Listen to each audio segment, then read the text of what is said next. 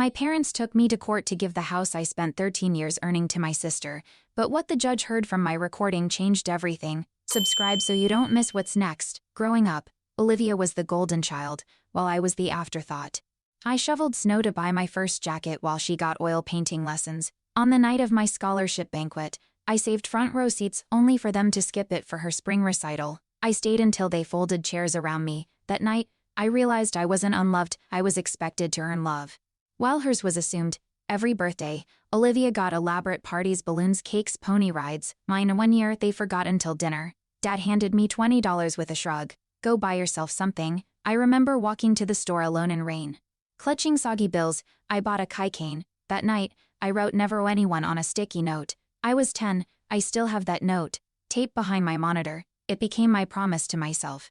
It started with a casual text from Olivia. Mom says you're putting the house in your name. That's selfish. I stared at my screen, stunned. I had paid every bill, every repair loan. I replied, it's my house. Hours later, Mom called sobbing, accusing me of abandoning family values. Dad didn't speak, just sent a forwarded article on filial obligation. The pressure felt coordinated. It wasn't concern, it was strategy, and I was the target. At the family barbecue, Aunt Patricia pulled me aside with a smile that didn't reach her eyes. You're doing well, Jason. Maybe too well. Don't you forget who raised you, I laughed. Uneasy, days later, she'd posted vague comments online. Some people forget loyalty when they get a mortgage. Olivia replied with heart emojis. I realized then this wasn't casual tension. It was reputation sabotage in slow motion, and everyone was playing their part but me. One morning, a coworker asked if I was donating my house to family. Confused, I cried. Turns out Olivia had been messaging mutuals about my charity plan. I called her livid. She giggled. I thought you were still deciding. I hung up. That night, I found my mailbox stuffed with handwritten letters, childhood photos, notes, even Olivia's baby bracelet, a scrapbook of guilt. I didn't sleep. I started scanning documents, locking drawers. My privacy was under siege. Then came the invoice, 13 pages, emailed from Dad's account. Each item: room and board, 1994, 2009, $110. 0 diapers, toys, birthday parties, $27, 500, a childhood price down to decimals. I stared, jaw clenched. I forwarded it to Marcus, who replied, you were their son, not their tenant. Still, it rattled me. I printed the document, circled each absurd entry, and pinned it on my wall. War had been declared, not metaphorically, legally. They were preparing for court. Her called me in. Someone filed a workplace ethics complaint, claiming I was embezzling family resources. The document was anonymous but filled with personal details: my mortgage rate, tax deductions, even the renovation loan I'd taken. Only my parents knew those. I sat stunned. Linda found me at lunch, pale. They're trying to ruin you outside court too, I nodded. It wasn't just emotional warfare anymore, it was professional. They wanted to scorch every inch of ground. Sarah, my lawyer, called with a tight voice. They've retained a media consultant. They're prepping a public sympathy campaign. I didn't understand until I saw Olivia's post, a black and white childhood photo of us, captioned family means everything, even when some forget.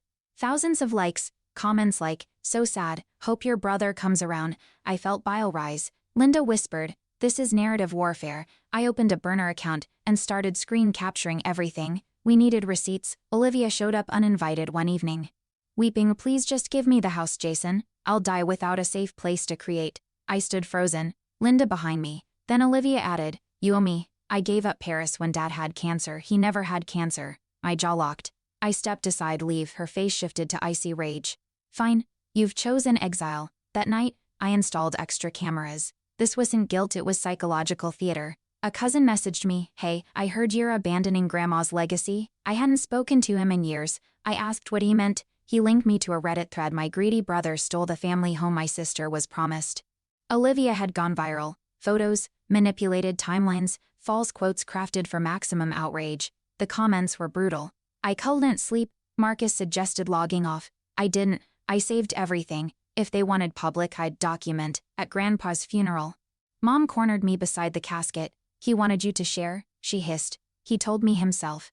I swallowed hard. Grandpa had lived with me for 2 years and told me he trusted no one else. I whispered, he never said that. She stepped back, crocodile tears forming. I just want peace. Cameras clicked. A cousin recorded. That clip later aired on Olivia's YouTube vlog. Grief-stricken mother begs son to keep family united. I finally confronted Dad. Why are you letting this happen? He didn't look up from his crossword. You're not being a good son. My blood went cold.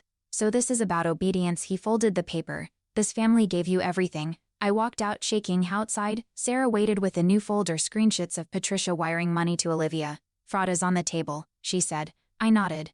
If they wanted war, I'd bring documentation and fire. In court, Olivia wore ivory and clutched a sketchbook. Her lawyer opened with, all she asks is the chance to create safely, in her childhood home. I clenched my fists. The judge glanced at me. Mr. Mitchell. I rose. That house wasn't a gift, it was a lifeline I built brick by brick.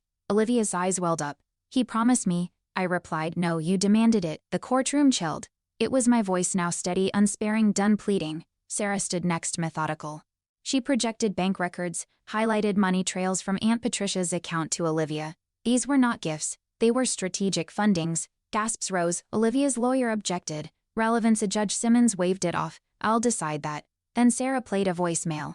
Aunt Patricia's voice. Just make sure Jason signs. We'll clean house later. The gallery froze. I looked at my father. His gaze dropped. For once, the silence wasn't mine to carry. Day 2, Olivia testified. She sobbed on cue. He was always cold to me. Her lawyer displayed childhood drawings.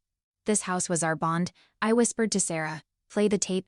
It was a clip from my old recorder. Olivia laughing with Patricia. He thinks it's sentimental. Perfect flip property. A murmur rippled. The judge leaned forward. Is that your voice? Olivia hesitated. I was venting. The performance cracked. This wasn't art, it was orchestration, unraveling. Outside court, tabloids hounded me. Jason, is it true you faked evidence? I ignored them. But online, Olivia's narrative surged, clips edited out of context, hashtags accusing me of greed. I found Marcus in my driveway, holding coffee. They're breaking you in real time, he said. I nodded. Then we break the algorithm. That night, we uploaded the full recordings, timestamps, metadata, a timeline that couldn't be misread. Let them scroll. The truth now had pixel armor. Linda was the one who found the final thread. There's a deleted file in your old phone backups. We extracted it. A voice memo labeled P. Agree. Olivia again. This time clearer. We get Jason to sign. Sell it by fall. Paris in spring. I stared at the waveform. Proof, motive, timeline. The judge listened, stone-faced. Admissible, she said. My parents' expressions collapsed. Not grief, panic. That was the day their story lost its center. Truth didn't tremble. The final hearing ended with one sentence: petition denied. The courtroom was silent. Olivia wept. Patricia stormed out. My father stood still, as if aging in real time. My mother didn't look at me. I exhaled. Sarah squeezed my arm. Outside, Marcus hugged me hard. They lost, he said. I corrected him. They exposed themselves. We didn't cheer, we walked. Each step away from that courthouse felt heavier and freer. I had kept my house but lost a family. The day after court, I returned home to find the porch vandalized, paint splashed, thief scrawled in red. Security footage caught nothing. I stood in silence, then grabbed a brush. Linda helped. Neighbors passed by, pretending not to see. Only Mrs. Collier offered lemonade. They always envied your backbone, she said. I didn't cry. I painted, not to erase but to reclaim. Each stroke was defiance. Let them scream in silence. My walls would speak of survival. That evening, I opened Grandpa's old toolbox, the one he gave me when I bought the house. Inside was a folded note. To protect what you build, you must outlast what tries to break it. I hadn't seen it in years. I taped it beside my desk. When Linda saw it, she kissed my shoulder. You did more than win, she whispered. You endured, and for the first time in months, I let myself believe her. On Sunday, Marcus organized a small gathering, just us, Linda, Sarah, and a few colleagues.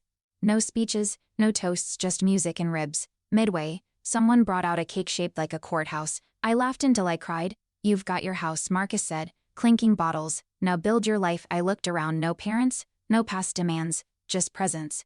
Support, choice. I raised my beer to chosen family. We didn't cheer loudly, we just exhaled together. Monday morning, I opened the front door to sunlight and silence. The house smelled like cedar and old books. Safe again. I brewed coffee, sat on the porch bench Grandpa and I had built.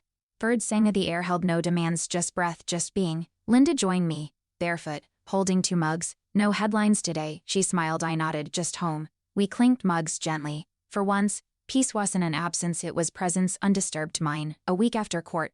A new envelope arrived, sealed in gold. Inside was a notice appeal filed by Patricia Mitchell. My breath caught. I called Sarah. They're trying again, she sighed. Different angle. Claiming undue influence. I stared at the paper. They weren't done. They'd lost and still wanted more.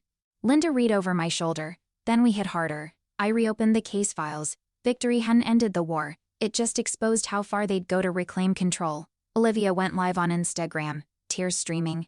He manipulated Grandpa when he was sick. That house shouldn't have been mine. Thousands watched. Commenters swarmed my profiles, calling me a thief. I locked everything down. But Marcus screenshot it all. Let them talk, he said. Every lie is evidence. I added it to the folder: digital slander, public manipulation, defamation. She wasn't grieving. She was branding herself as a victim. I wasn't losing my name again, not this time. Sarah discovered something new. Patricia's business account was under investigation for unrelated fraud. If this sticks, her credibility tanks, she said. I nodded slowly. Let's subpoena it. Weeks later in deposition, Patricia stumbled. I don't recall that wire. Sarah slid forward a paper. You signed it. The judge raised an eyebrow. I felt nothing, just clarity. This wasn't just about me. It was about a pattern. A woman so used to control, she forgot truth had paper trails. The appeal hearing revealed a twist: none expected. A notarized letter from Grandpa hidden in an old safety deposit box. Sarah held it up. This letter, dated 6 months before his death, names Jason sole inheritor of the property. Gasps rippled. Patricia objected. Forgery, the judge ordered handwriting analysis. Days later, the lab confirmed authenticity. I exhaled. Grandpa had spoken quietly, finally, on paper. He saw me, he believed me, and now, the court finally would too. Social media flipped. A legal blogger posted the letter, praising its clarity. Comments shifted. Olivia lied. Her tears were fake. Sponsors dropped her. Patricia's LinkedIn quietly vanished. Reddit threads that once trashed me now debated her ethics. I stayed quiet. No statements, just screenshots. Linda said. Let them eat their own words. The algorithm turned. Truth wasn't just proof, it was trending. I didn't rejoice. I archived. Their downfall was digital. I rebuild real, slow, lasting. 2 days later, Mommy mailed let's talk, no lawyers, just us. I didn't reply. She showed up at my porch anyway, carrying banana bread like it was a peace treaty. I opened the door. You tried to bankrupt me, I said as she blinked. We were scared, Olivia. I held up a hand. You chose her, you fought me. Silence, then I shut the door. That banana bread sat outside for 3 days. The birds wouldn't touch it. Dad called from a blocked number. I answered out of habit. You satisfied? He growled. Broke your sister. Destroyed your mother. I waited. I saved myself, I said. And the house she tried to flip. He didn't reply. Then your grandfather would be ashamed. I nearly laughed. He left me the house. Click, no goodbye. I sat with the silence, then added his call to the archive. Even their cruelty was documented now, for memory, for safety. A package arrived, no return address. Inside, my childhood sketchbook. Torn pages taped. Olivia's name scribbled across old drawings. No note, just violation. Linda saw my face pale. Went to report it. I nodded. Police filed it under symbolic harassment. They took fingerprints. I installed more cameras. It wasn't fear, it was protocol. Olivia hadn't let go.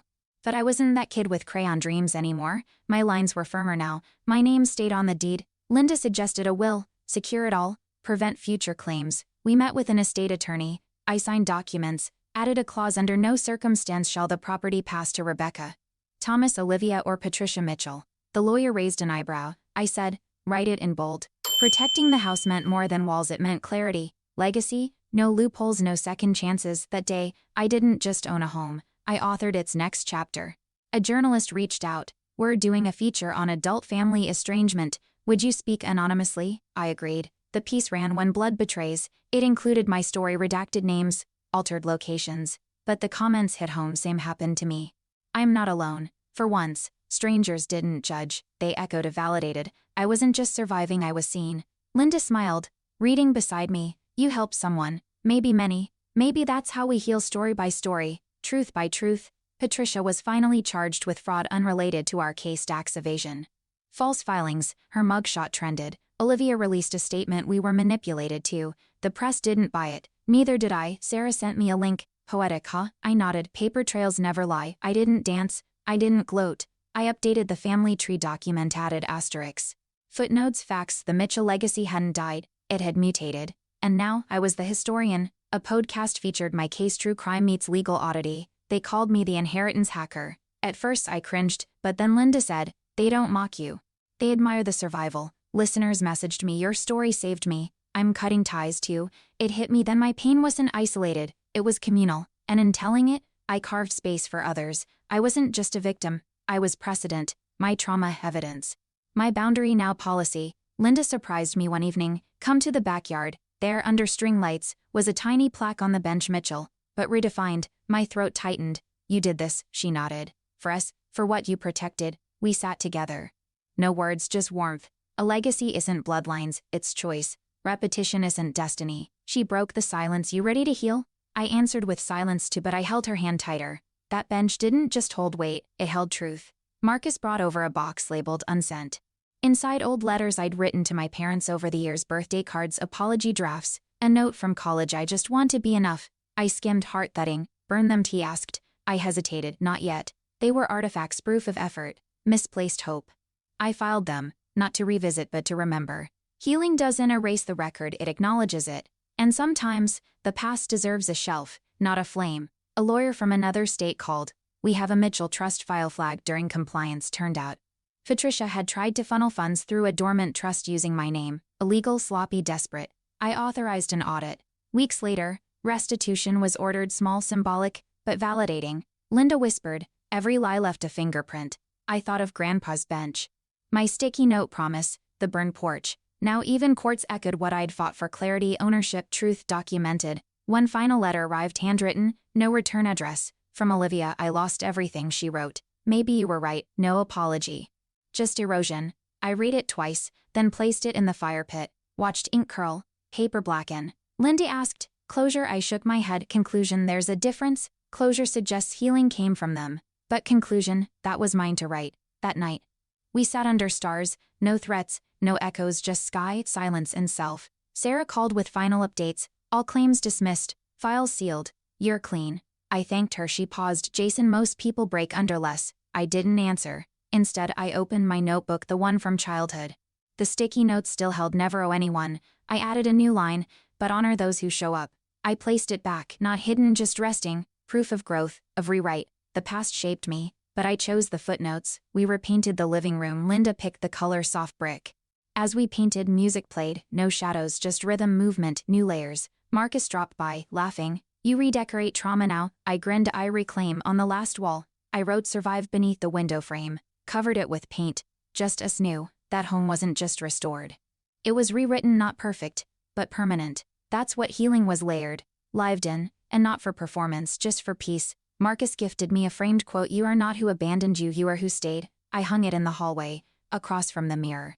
Every morning, I passed it. Some days I read it, others I just nodded at the reflection. Healing wasn't loud, it didn't parade, it pulsed, quiet and persistent. Linda saw me staring once. You believe it yet? I smiled faintly. Some mornings, and that was enough for now.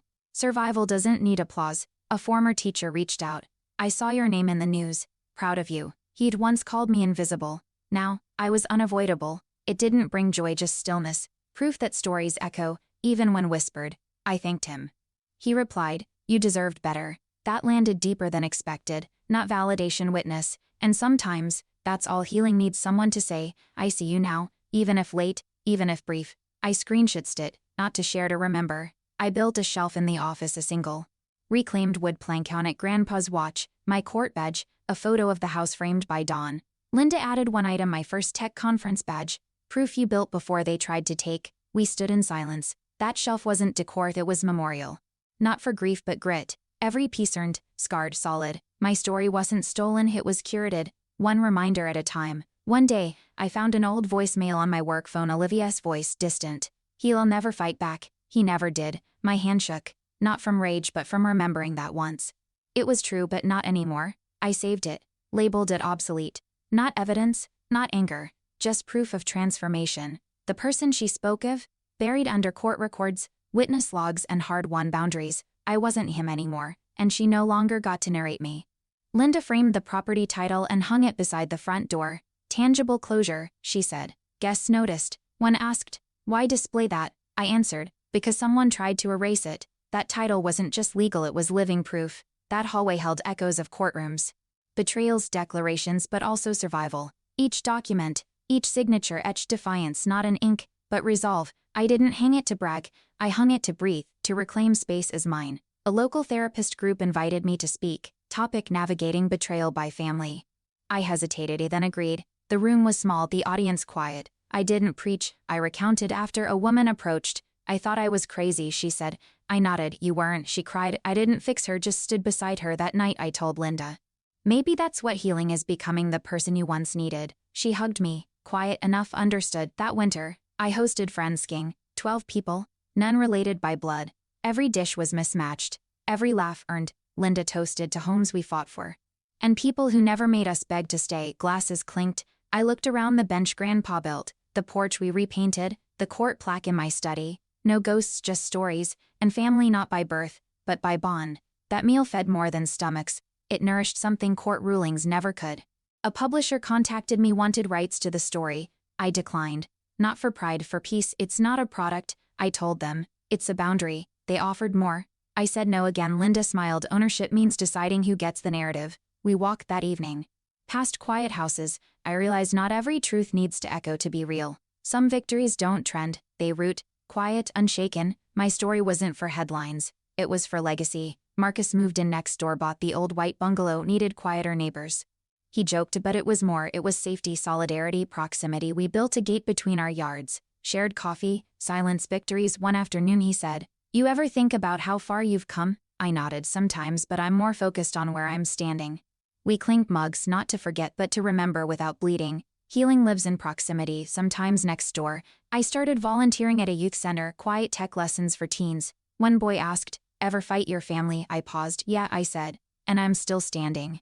He nodded like that meant everything. It did. We don't need shared blood to understand wounds. We just needed space to speak. That center didn't know my story, but they felt the echo. I wasn't rebuilding a name. I was building bridges so others never had to fight alone.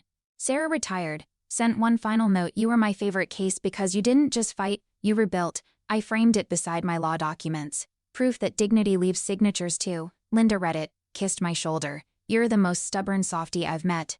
I smiled. "I just wanted peace." She squeezed my hand. "You earned it. Not all heroes roar. Some just persist, some just stay, some just don't let go of what they built alone." Linda proposed on the porch with coffee. "You kept the house. Want to build the rest with me?" I said yes before she could finish. Not because I was healed, but because I was whole enough to grow. We didn't post it, just called Marcus, toasted with tea, and planned paint swatches. That proposal wasn't about romance. It was restoration, when the world took so much.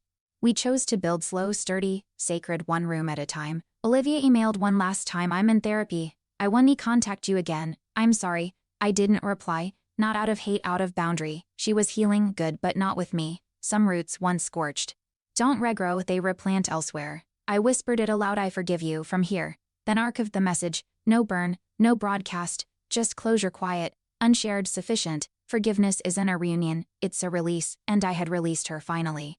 1 year later, I stood by the lemon tree in bloom, Grandpa's bench beneath it, the plaque weathered, proud. Linda joined me. "Still think it was worth it?" she asked. I nodded. Every hearing, every headline, every heartbreak. That tree wasn't just fruit, it was root. Surviving wasn't the victory. Thriving was, and I had. We sat in the morning quiet, not to forget but to remember with peace. That house wasn't just mine, it was home. I used to think survival was enough. But rebuilding taught me it wasn't about surviving them, it was about choosing myself. Every time I repainted a wall, filed a document, or chose silence over rage, I reclaimed pieces they tried to erase. Linda once said, "You didn't just hold the line, you redrew it." She was right. Reflection isn't nostalgia, it's acknowledgement. I didn't mourn the family I lost. I honored the one I built, scar by scar. Marcus caught me staring at old court papers once. "You still check those?" I nodded. Not for anger, for reminder. He understood. They weren't chains, they were proof of endurance, of boundary, of choice. We don't erase past pain. We archive it, learn its language, then teach others. That's how pain loses power, when it becomes blueprint. I folded the papers back neatly, not to hide, to respect, because reflection isn't regret, it's recognition of who kept walking. One night, I reread the sticky note from age 10, "Never owe anyone." I added another below, "But honor those who never asked for debt." It wasn't contradiction, it was clarity. I lived by that first note for years, defensive, closed, but now I saw the value in open hands, in shared labor, in mutual choice. Linda, Marcus, Sarah, they never asked for payback. Just presence, and that's what redefined my foundation. No debt, just devotion. At a community meeting, I shared advice: write your boundaries like contracts, clear, firm, legal if needed. Someone laughed nervously, but a woman in the back nodded, eyes wet. I wasn't preaching law, I was preaching liberation. Boundaries don't ruin families, secrets do, enabling does, fear does. Boundaries didn't make me harsh, they made me free. Reflection revealed that clarity isn't cruelty, it's courage. I left that night proud. Not of my scars, but of how I used them. I stood by the porch steps, coffee in hand, and watched kids bike past, laughter echoing, and not mine, not family, but familiar. That sound once stung, reminded me of what was taken. Now it softened because peace isn't the erasure of pain. It's the integration of it. I survived betrayal, lawsuits, lies, but more, I built life after. And when I waved at those kids, I didn't ache. I smiled, full, present, grounded. That's what healing sounds like. The courthouse sent final notice, case officially closed. All appeals denied. I held the envelope like a relic. Linda read it aloud, slow, deliberate, no celebration and just breath. Marcus brought cake anyway, lemon of course to ends, he said. I added, and beginnings not built on lies. We ate on the porch, laughter echoing where threats once loomed. No more filings, no more fear, just finality. That paper wasn't just legal closure, it was emotional parole. I was free. A nonprofit named a scholarship in Grandpa's honor funded by anonymous donors, started by Sarah. She told me, it's time. His legacy meant dignity. Not drama. I cried quietly. Linda held my hand as they unveiled a plaque for those who build against odds. That wasn't about me. It was about every kid expected to sacrifice so others could dream. I stood back, let others read. His name, finally safe, etched not in lawsuits but in love. Lasting and loud. Linda and I planted a second lemon tree, this one at the youth center. It'll take years to fruit, someone said. I nodded, so did I. That tree wasn't symbolic, it was intentional growth, rooted in safe soil. Kids asked, can we name it? They chose justice. We laughed, but inside, I was silent with gratitude. Healing doesn't erase what happened, it anchors new meaning in what grows after. That tree won't be mine, but its fruit shared. At our wedding, I didn't invite anyone from my old family, not out of vengeance but preservation. We read vows on the porch, surrounded by people who had shown up not just once but always. Marcus officiated, Sarah cried, Linda whispered, we're safe now. I believed her. For once, commitment didn't mean sacrifice, it meant choice. I married not to escape but to expand. That day wasn't proof I'd moved on, it was proof I'd arrived fully, finally. Years later, a student from the youth center visited, and now grown, in college. You said truth doesn't need applause, just endurance. That saved me. We hugged, no cameras, just legacy. The house stood quiet, unchanged, the bench still firm, lemon trees blooming. I no longer needed to explain the past. It had roots now, deep, documented, done. This wasn't just survival, it was stewardship. Of story, space and soul. My family didn't end, it redefined. And so did I. Thanks for watching. Hit subscribe to check out more stories on my channel.